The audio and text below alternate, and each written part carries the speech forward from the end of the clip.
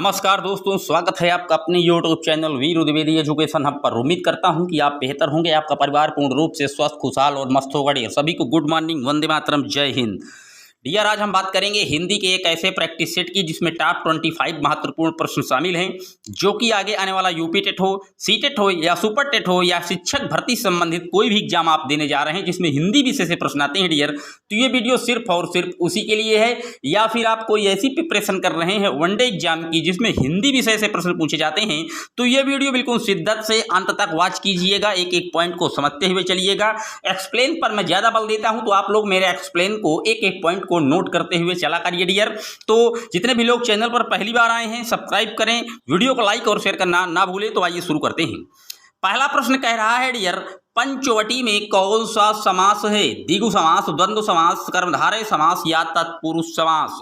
तो पंचवटी यानी कि पंचानाम वटानाम समाहारा, यानी कि 5 वृक्षों का जो समूह है वो पंचवटी कहलाती है। अब पंच यानी कि संख्यावाची का पहले ही बोध हो गया, तो आप द्विगु मार दीजिए डियर। इसमें द्विगु समास एकदम करेक्ट है, क्योंकि जहां पर संख्यावाची का बोध होता है डियर वहां पर द्विगु समास होता है। लेकिन एक प्रश्न और पूछा गया है, अभी टीजीटी का एक एग्जाम हुआ था हिंदी का, उसमें और हिंदी और संस्कृत में एक प्रश्न संस्कृत में सेक्ट में मिला था कि पंचगवम में कौन सा समास है? तो पंचगवम में डियर आप द्विगु ना मारिएगा, क्योंकि ये पंचगवम जो है ये नदिश भिक्षु सूत्र से जो है यहाँ क्या कहते हैं अव्ययी भाव समास का निर्माण हो जाता है। तो पंचगवम आए या द्वियमुनम आए, तो इसमें आप जो है अव्ययी भाव समास मारिएगा, क्योंकि नदिश भिक्षु एक सूत्र है कि अगर कोई प्रसिद्ध नदी का नाम आता है और उसके पहले संख्या लगी है तो वो द्विगु समास ना होकर के क्या अव्ययी भाव समास होता है। तो ये चीजें भी आप बिल्कुल दिमाग में फिट कर लीजिएगा। प्रश्न बहुत बार पूछा गया है पंचगवम द्वियमुनम, तो इसमें अव्ययी भाव समास होगा। और पंचवटी में द्विगु समास एकदम करेक्ट है डियर, इसका ए ऑप्शन एकदम करेक्ट है। आइए बात करते हैं अपने अगले प्रश्न की। द्वंद्व समास का उदाहरण कौन सा है? पीतांबर, नेत्रहीन, चौराहा या सत्यासत्य? तो पीतांबर ये भगवान विष्णु को कहा गया है, यानी कि पीला है अंबर जिसका, किसका? भगवान कृष्ण, भगवान विष्णु का बहुब्रीहि समास है। नेत्रहीन, नेत्र से हीन तत्पुरुष समास है। चौराहा 4 राहों का समूह द्विगु समास है। लेकिन सत्यासत्य यानी कि क्या? सत्य और असत्य, ये सत्य असत्य में लिखा है डियर, सत्य और असत्य, और जहां सत्य असत्य दोनों हो और आ रहा है तो वो द्वंद्व समास होगा। इसका जो डी ऑप्शन है सत्य असत्य यानी कि सत्य और असत्य एकदम करेक्ट है। द्वंद्व समास, द्वंद्व समास की एक पहचान होती है कि इसके दोनों ही पद क्या डियर प्रधान होते हैं, तो इसका जो डी ऑप्शन है एकदम करेक्ट है, नोट कर लीजिएगा। बात करते हैं अपने अगले प्रश्न की। द्विगु समास का उदाहरण है त्रिनेत्र, दशानन, नवग्रह, चतुर्भुज। तो जो इसमें द्विगु समास का उदाहरण होगा डियर, त्रिनेत्र नहीं होगा। त्रिनेत्र भगवान भोलेनाथ को कहा गया है, 3 नेत्र हैं जिसके अर्थात भोलेनाथ के हैं। दशानन 10 हैं आनन जिसके अर्थात रावण के। चतुर्भुज 4 भुजाएं हैं जिसके अर्थात विष्णु के। तो यहाँ पर जो द्विगु समास का उदाहरण बचता है वो नवग्रह बचता है। नवग्रह यानी कि 9 ग्रहों को हम द्विगु समास में रखते हैं। तीनों ऑप्शन आपको मैंने क्लियर कर दिए होंगे, उम्मीद करता हूं कि आपको समझ में आया होगा। तो अब चलते हैं अपने अगले प्रश्न की ओर। ये एक मिलान की बात पूछ रहा है डियर कि कौन कवि और रचनाएं नहीं डियर, ये सही मिलान कीजिए, यानी कि समास का सही मिलान करना है। तो दिन और रात आपको पता है कि जहां दिन और रात विलोम आते हैं वहां क्या द्वंद्व समास होता है डियर। तो ये देखिए डी का ए ले जाइए आप सीधे डियर, डी का ए ले जाइए। तो जब आप दिन और रात का ए ले जाएंगे तो डी में ए किस ऑप्शन में दिख रहा है? तो डी में ए आपको जो है डियर सी में भी दिख रहा है और ए में भी दिख रहा है, तो बी सी तो गलत हो गए। अब आप देखिए कि थोड़ा थोड़ा, तो जब वाक्य की पुनरावृत्ति होती है थोड़ा थोड़ा या हाथों हाथ या दिन दिन, तो ये अव्ययी भाव समास का बोध कराते हैं। तो बी का तीसरा किसमें है? तो बी का जो तीसरा है डियर ये सी में भी है और ए में भी है, यानी कि अभी भी आपको एक ऑप्शन और क्लियर करना होगा। तो आप अगले ऑप्शन को क्लियर करिए। आप देखिए तिरंगा, तो तिरंगा में द्विगु समास है, यानी कि 1 का 2, 1 का 2 किसमें आपको दिख रहा है? तो 1 का 2 आपको सी ऑप्शन में दिख रहा है करेक्ट, और यही इसका एकदम राइट ऑप्शन है डियर, सी फॉर चेन्नई एकदम करेक्ट है। सी फॉर चेन्नई एकदम करेक्ट ऑप्शन है सी। याद रखिएगा सी फॉर चेन्नई, क्योंकि आपको मैंने मिलान करवा दिया। थोड़ा थोड़ा में क्या है अव्ययी भाव समास है, तिरंगा में द्विगु समास है, दिन रात में द्वंद्व समास है और लोकप्रिय में क्या तत्पुरुष समास है। तो नोट रखिएगा, ऐसे प्रश्न भी आजकल एग्जाम में ट्रेंड करने लगे हैं मिलान वाले, ये भी आप नोट रखिएगा। चलते हैं अब अपने अगले प्रश्न की ओर। सा ध्वनि का उच्चारण स्थान क्या है? सा का क्या दंत है, मूर्धा है, तालु है या दंत तालु है? तो डियर जो ये आप सा देख रहे हैं, इसका जो सूत्र होता है, ये सूत्र है इचु रसानाम तालु ऋतु रसानाम मूर्धा। ये से आप जो है पढ़े होंगे। तो जो इसका सूत्र है ये दंत का है डियर। सा ये कौन सा है? ये दंत सा है। अगर ये सा आपको दिख जाए सिटकारी वाला तो आप तालु मारिएगा, अगर ये सा आपको दिख जाए तो आप मूर्धन्य मारिएगा। तीनों सा बिल्कुल क्लियर कर लीजिए। यहाँ से प्रश्न आते हैं डियर, मैं आपको यकीन दिलाता हूँ कि यहाँ से प्रश्न आते हैं, क्योंकि अगर इचुसा नाम ये तालु दिख जाए, सा दिखे तो तालु, ऋतु रसाणाम तो ये वाला अगर सा दिखता है खटकोण वाला तो जो मूर्धा होगा। अगर ये सा देखते हैं आप कौन सा, ये सा, तो आप जो है दंत मारिएगा। तीनों सा को एकदम क्लियर कर लीजिए डियर। यहाँ से प्रश्न पूछे जाते हैं। बात करते हैं अपने अगले प्रश्न की। निम्नलिखित में से ऊष्म व्यंजन कौन सा है? चा छा जा, सा सा सा, आबा सा या रा ला। तो डियर जो ऊष्म व्यंजन है इसमें से वो है सा सा सा।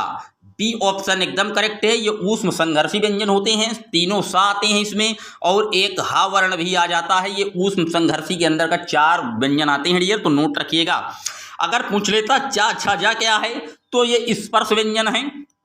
अगर पूछ ले यारा लावा क्या है तो ये अंतस्थ व्यंजन है डियर, नोट रखिएगा। इसका जो बी ऑप्शन है एकदम करेक्ट है प्रश्न का, बी फॉर बॉम्बे। बात करते हैं अपने अगले प्रश्न की। अगला प्रश्न कह रहा है किस शब्द में द्विगु समास है? क्या पीतांबर में, प्रेम मग्न में, चौपाया में या कामचोर में? तो द्विगु समास डियर जो आप देख रहे हैं वो चौपाया में होगा। 4 पैर वाले जीवों को क्या द्विगु समास में रखा गया है। 4 पैर हैं जिसके, तो 4 पैर किसके हैं? गाय, भैंस, बैल, आप देखते हैं इनके क्या 4 पैर विद्यमान है डियर। तो ये द्विगु समास का उदाहरण है, सी फॉर चेन्नई एकदम करेक्ट है। बात करते हैं अपने अगले प्रश्न की।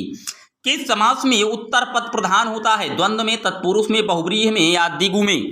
तो उत्तर पद जो प्रधान होता है डियर वो तत्पुरुष समास में उत्तर पद प्रधान होता है। अगर पूर्व पद प्रधान की बात पूछ लेता तो अव्ययी भाव समास आप मारिएगा। दोनों पद अगर प्रधान हो तो द्वंद्व मारिएगा। अन्य पद जहां प्रधान हो वहां बहुव्रीहि और जहां संख्या पद प्रधान हो वहां द्विगु समास होता है, नोट रखिएगा। बात करते हैं अपने अगले प्रश्न की।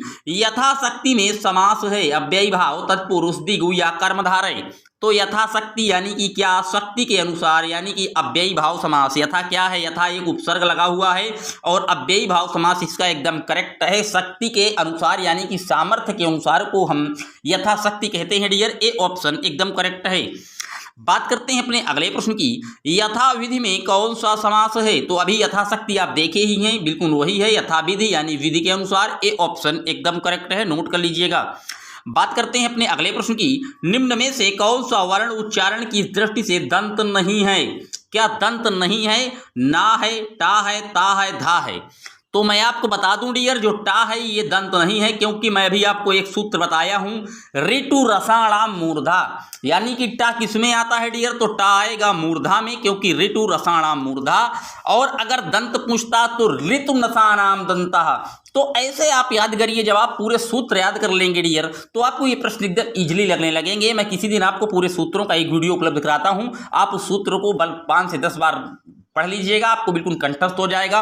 तो आपके ऐसे प्रश्न एग्जाम में गलत होने की कोई संभावना नहीं रहेगी डियर। बी ऑप्शन एकदम करेक्ट है, नोट कर लीजिएगा। बार बार में कौन सा समास है? द्वंद्व समास, अव्ययी भाव समास, तत्पुरुष समास या कर्मधारय समास?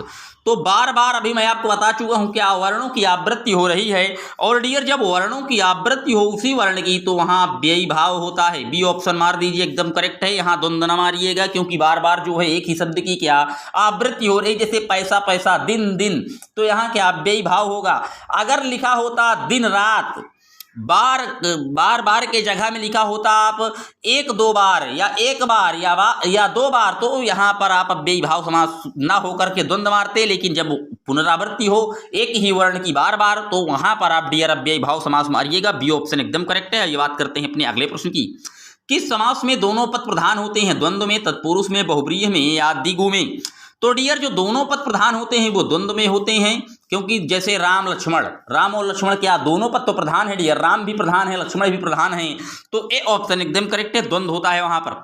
नीलकंठ में कौन सा समास है? नीलकंठ में अव्ययी भाव, तत्पुरुष, कर्मधारय या द्विगु?